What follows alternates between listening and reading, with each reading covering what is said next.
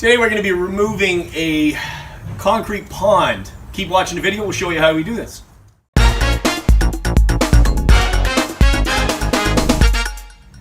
Hey, what's up guys? It's Jeff Lepard from doitallsealing.com. Today we're going to be removing a concrete pond. So the first thing we actually have to do is get access to the inside of the concrete frame.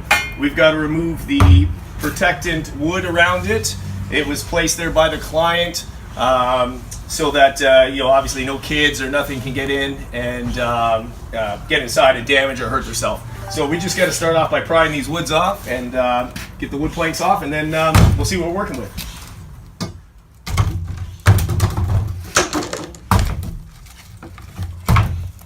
Okay, so we just removed the plywood. Now we're going to use this chipper, and we're going to break out the bottom concrete to allow water to start draining.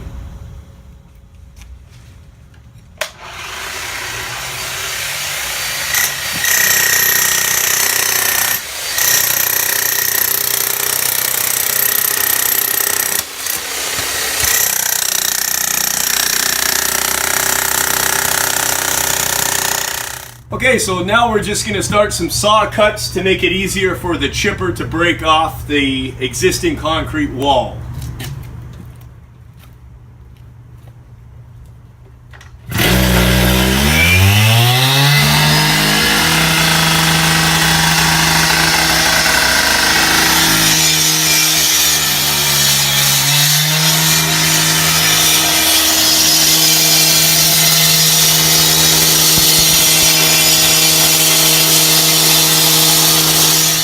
Okay, so we've punched through the base of the concrete. As you can see, the water's pretty much drained out. That's good. That means it won't retain any water. Now we're just going to continue and break down the concrete wall with the chipper. So that's what I'm doing right now.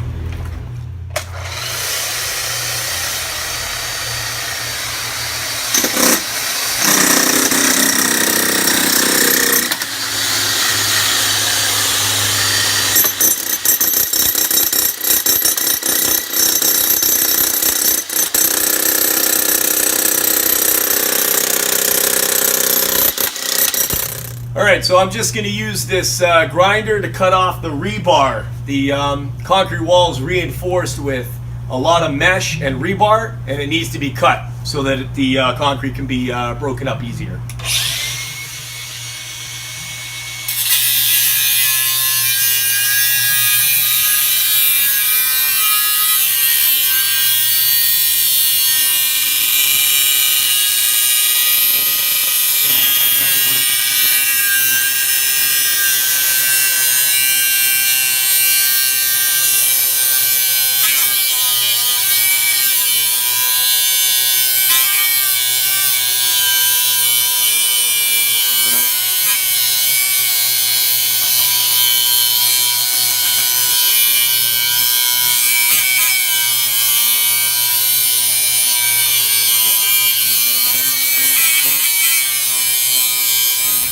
Okay, so we finished taking out the wall around this area, and if you've noticed, we've left part of the one wall on this side because it's actually retaining the neighbor's gravel and dirt, holding it in. So if we took that wall out, it would just erode and cave in. So we decided to leave that wall. We put a little bit of an angle on it. We'll smooth that out a little bit later. But actually right now what we're going to do, this is holding a little bit of water, so just to be sure, we're going to use a saw and just saw cut a longer strip out, just to be 100% sure that the water is actually going to leave this area. So that's what I'm going to do right now. I'm going to start cutting, and we're going to take some concrete out so that the water has somewhere to flow.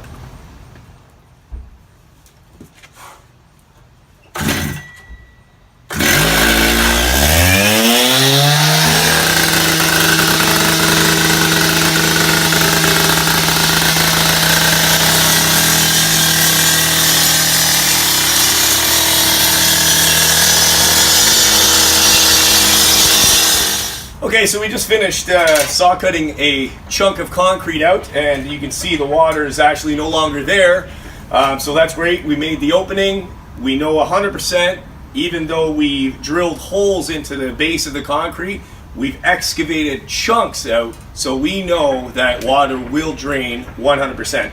But right before we're going to start graveling and putting a layer of gravel in, we're just going to clean out the pit a little bit. So that's what I'm going to do right now, just get rid of this rocks and debris, clean it out.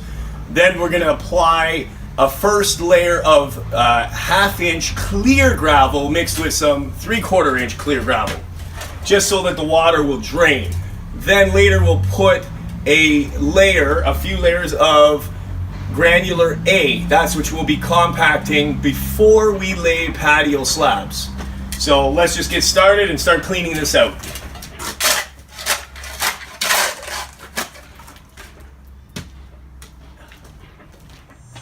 Okay, so we just got the first layer of clear gravel in the pit.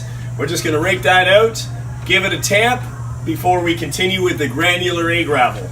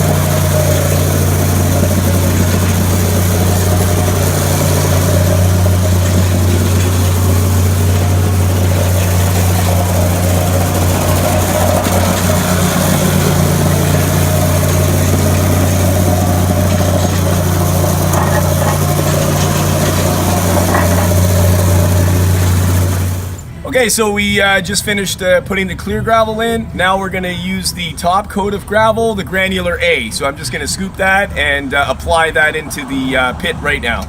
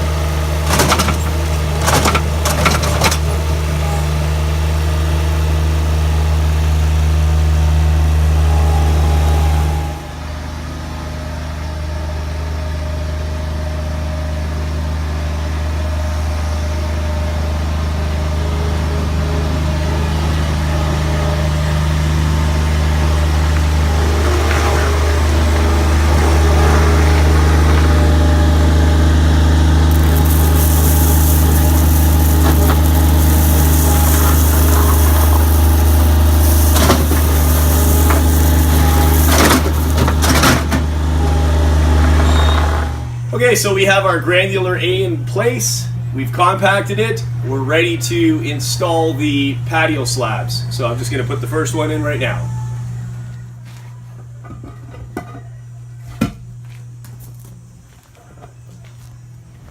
Okay, so we just finished installing the patio slabs. We've also went a step further and put some polymeric sand in. And also on this wall, we just put a little bit of top and bond. And I did a little sponge finish just because it was a little rough. So that's it. The polymeric's curing. The stones are installed. After a few hours, it'll be dry. So don't forget to check out our other videos. Don't forget to share, like, subscribe, and we'll see you next time from DudeAllCeiling.com.